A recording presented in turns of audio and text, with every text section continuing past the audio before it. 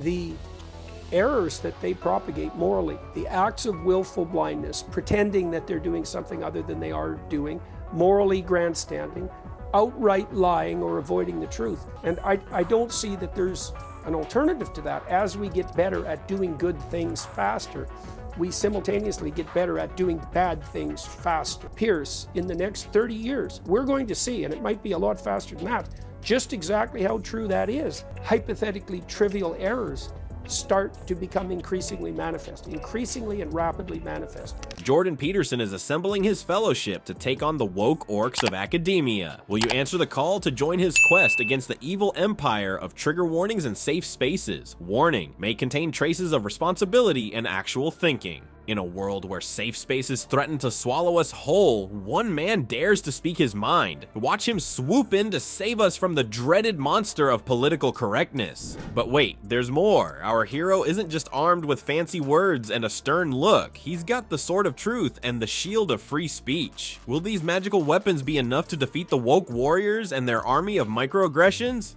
The big question is, will our hero's quest end in victory, or will he be cancelled faster than you can say cultural appropriation? Stay tuned, folks. This adventure's got more twists than Trump's toupee in a windstorm. But Peterson's quest isn't just about slaying the woke dragon. What happens when a psychology professor decides to take on an entire ideology? Spoiler alert, it involves more recycled narratives than a hippie's grocery bags. Picture this. Universities as medieval castles, overrun by an army of woke warriors.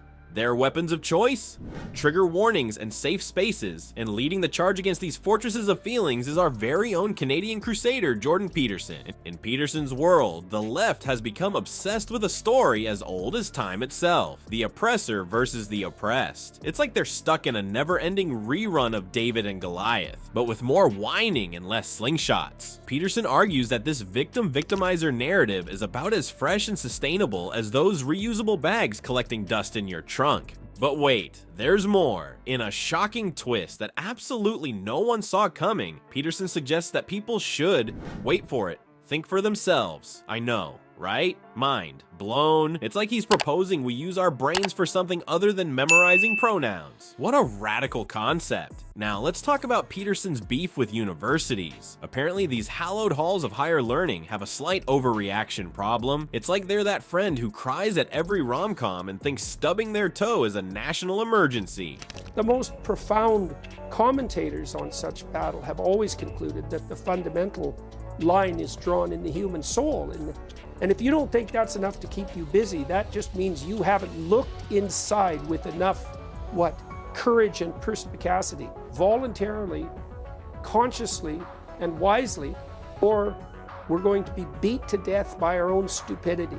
And that's going to happen quickly in many, many ways. Peterson sees this as a symptom of a broader cultural issue. Who knew that coddling students might not prepare them for the real world? Shocker. But here's where it gets really wild. Peterson's not just complaining about the problem, he's actually proposing a solution. Brace yourselves. He thinks we should take responsibility for our own lives. I know, it's a lot to process. Take a moment if you need to. In Peterson's ideal world, instead of blaming society for all our problems, we'd actually work on improving ourselves. It's like he's suggesting we put down our phones, stop tweeting about how oppressed we are, and actually do something productive. The audacity. Just when you thought Peterson was all talk, he's taking his ideas to the next level. What's his brilliant plan to fight the woke epidemic? Hint, it involves gathering a group of free thinkers who can withstand more than just a Twitter storm. Is this the birth of a new conservative Hogwarts, or just another pipe dream? Turns out Peterson's not just complaining about the problem, he's cooking up a solution. And boy is it a doozy. He's assembling a team for his very own Peterson Academy. It's like Ocean's 11, but instead of robbing casinos, they're stealing back common sense from the clutches of wokeness. Picture the recruitment process.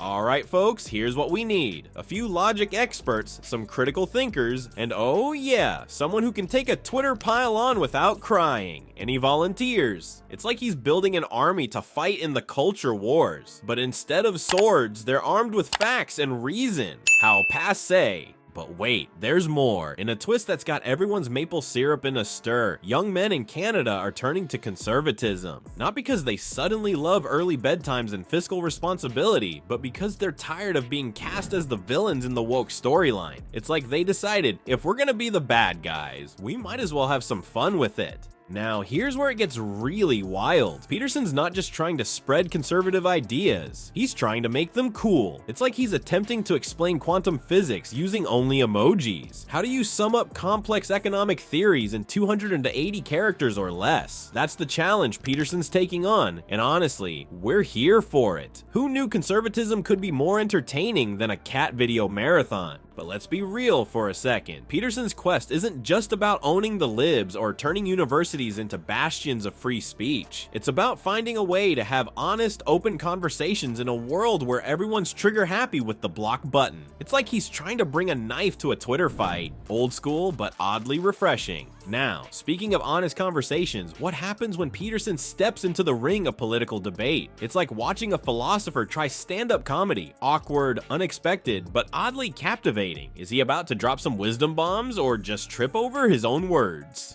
100% preoccupied with the most pathological possible political narrative, which is essentially a victim-victimizer story in terms of who's got the power, who's the oppressed.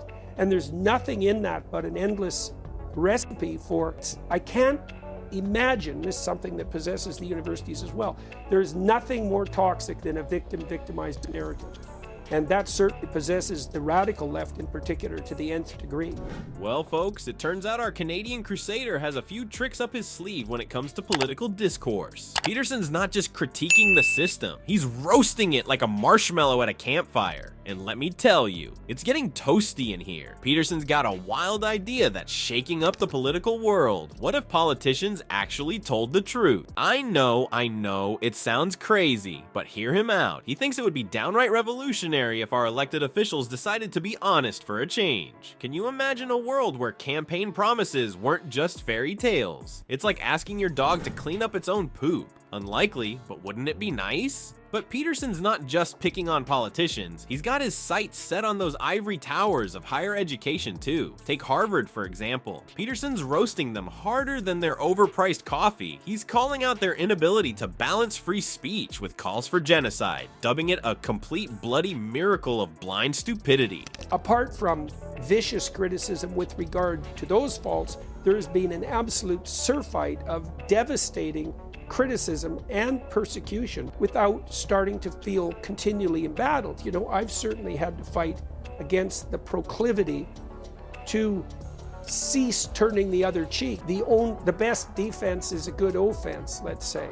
And it's very difficult to plot your way forward against those kinds of odds. Ouch, that's gotta hurt more than their rejection letters. And just when you thought Peterson was done, he's taking on the Israel-Hamas conflict. But don't worry, he's not about to solve centuries of conflict in one go. Instead, he's comparing it to something we can all relate to, trying to untangle your earphones after they've been in your pocket. It's a mess, it's frustrating, and you're pretty sure there's a knot in there that defies the laws of physics. Israel and Hamas, well, a war occurs when people can't agree, and we certainly can't agree on the facts of the matter at hand. To have Hamas and the Palestinians suffer greatly and continually so that they can be a constant goad in the side of Israel and the US. The Palestinians over the last 6 decades, and very little progress has been made on that front. And I think the reason for that is that there are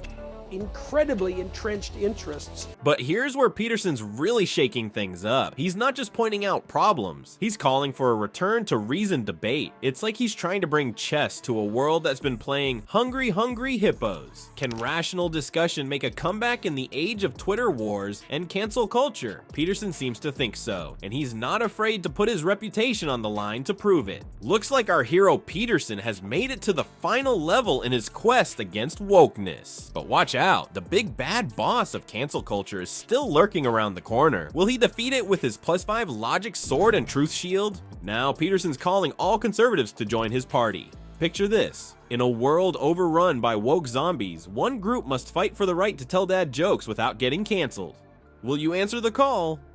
Peterson's got some advice for his fellow conservatives. Be careful out there. Those woke warriors play dirty. He says it's time to toughen up and spread the good word of personal responsibility, because nothing says fun party like a lecture on pulling yourself up by your bootstraps, right? So what's it gonna be? Are you ready to join Peterson's free speech crusade, or are you too busy being offended by this video?